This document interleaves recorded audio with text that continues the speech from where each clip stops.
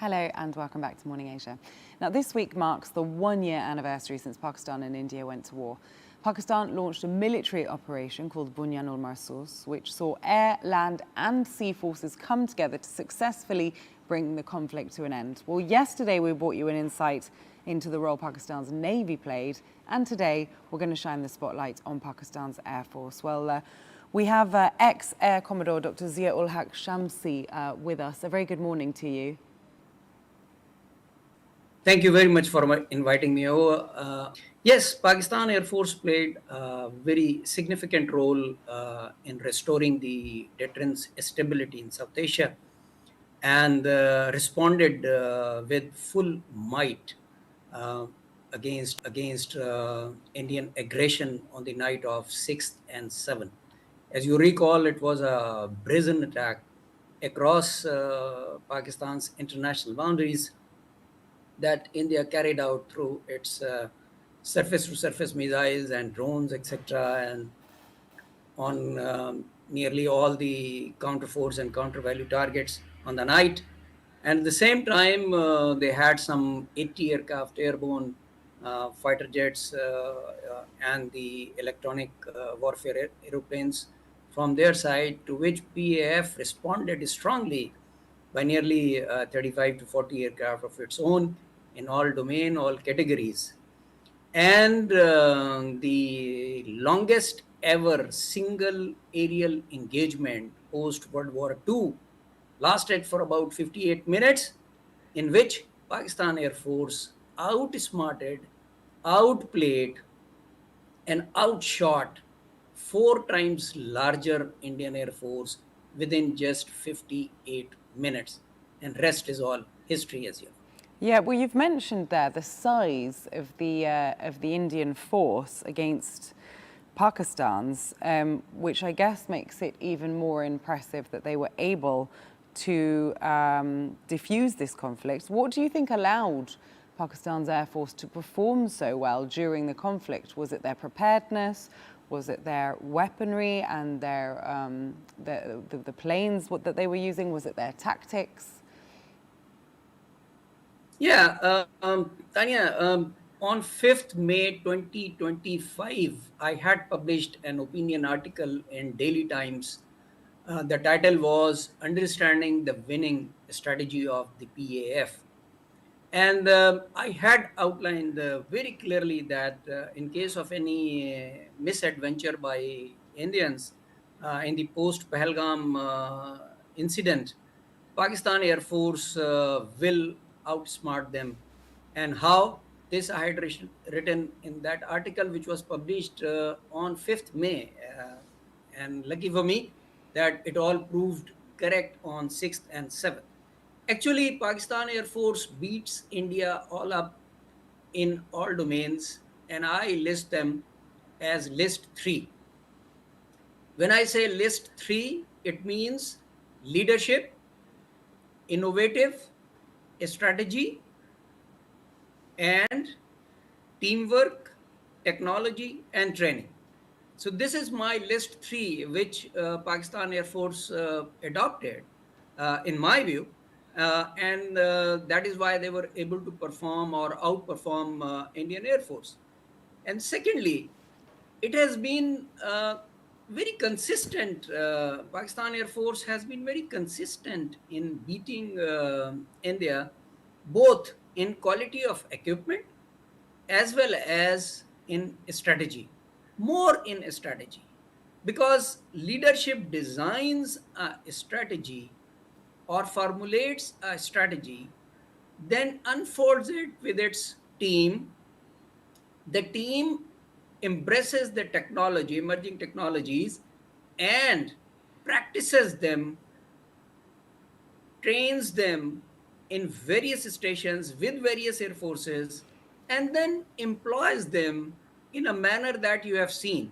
So in my view, Pakistan Air Force over the years has attained cognitive superiority over the IAF.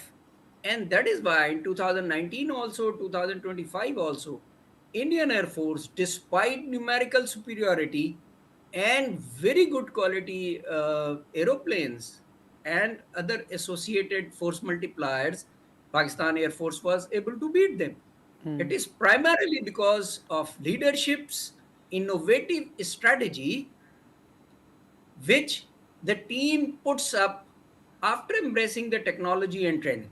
Yeah. This is my viewpoint. I was going to ask you, since your time in the Air Force, perhaps what's changed, but I think you've sort of covered it there with the refining of the team coming together, the equipment that they're using. But can you talk us through sort of what it's like, what perhaps was going on in these high-pressure decision-making times? What does that look like when they're trying to work out what decisions to make when the conflict is unfolding? Yeah, so it's a great question, Tanya. Thank you very much. In fact, Indians have a history of stage managing an event and then launching an attack across Pakistan's international boundary. That's what we have seen in 21st century. That is why the PAF started to prepare itself soon after the Pahalgam happened. Because we knew that, like Balakot, Indian Air Force will take about 2 weeks before they cross the international boundary or their weapons cross the international boundary. So PAF is already preparing for it. And let me tell you that the leadership of Pakistan Air Force uh, spent nights, days and nights in the ops room prior to the unfolding of Indian attack. And this time, it was a synergetic response by Pakistan Army, Pakistan Navy, and Pakistan Air Force. And Pakistan Air Force led the way because the Indian Air Force or the Indian Air Power initially struck Pakistan's counterforce and countervalue targets. Therefore, Pakistan Air Force had to respond them because the deterrence only works if you fulfill your commitment. And Pakistan's leadership had very clearly stated that India launches any misadventure, it will be responded with quid pro quo plus. That was the strategy adopted by Pakistan Armed Forces for Marka Haque or Bunyal Marsoos.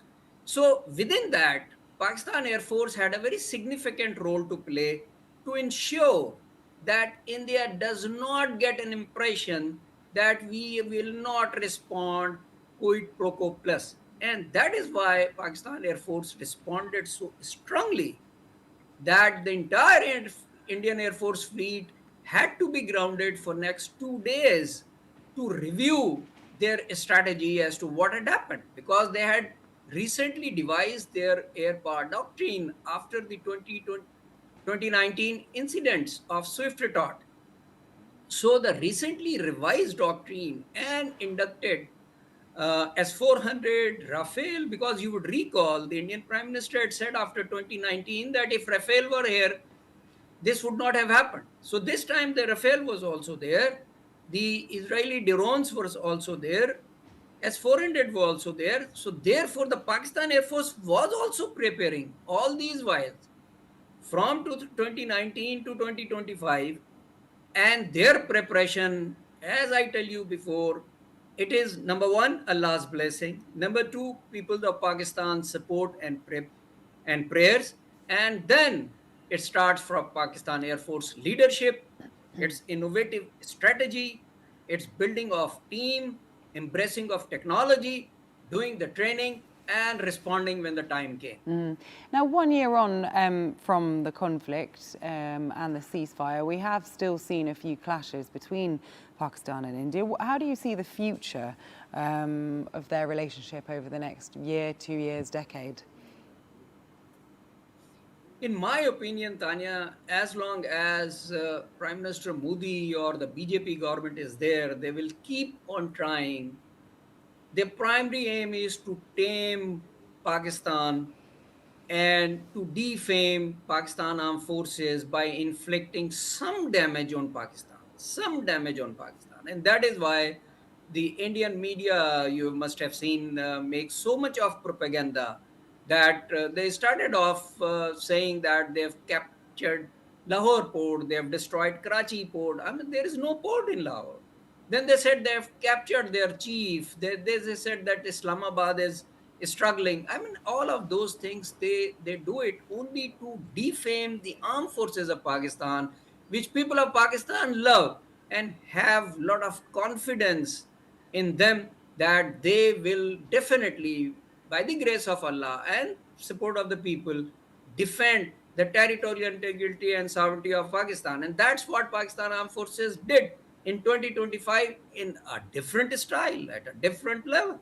I mean, imagine 4 times larger Air Force, Navy, Army, and just look at the role of Navy you discussed yesterday. I mean, they deterred them. And likewise, Army, they responded with full force on 10th morning. I mean, initially they were exercising restraint. That did not mean that we were fighting from a standoff of weakness. No, we were exercising restraint because Pakistan did not want to escalate the conflict. However, when India did not understand this, then we had to respond on 10th with full force. That is land and air both. Pakistan and the officials have always maintained, that they don't want to go to war. But when it comes to sort of propaganda, a lot of the websites, Indian websites, are now blocked. So it's difficult for, people in Pakistan to actually see what the narrative is over there. But with platforms like X opening up, conversations can happen on those kind of platforms.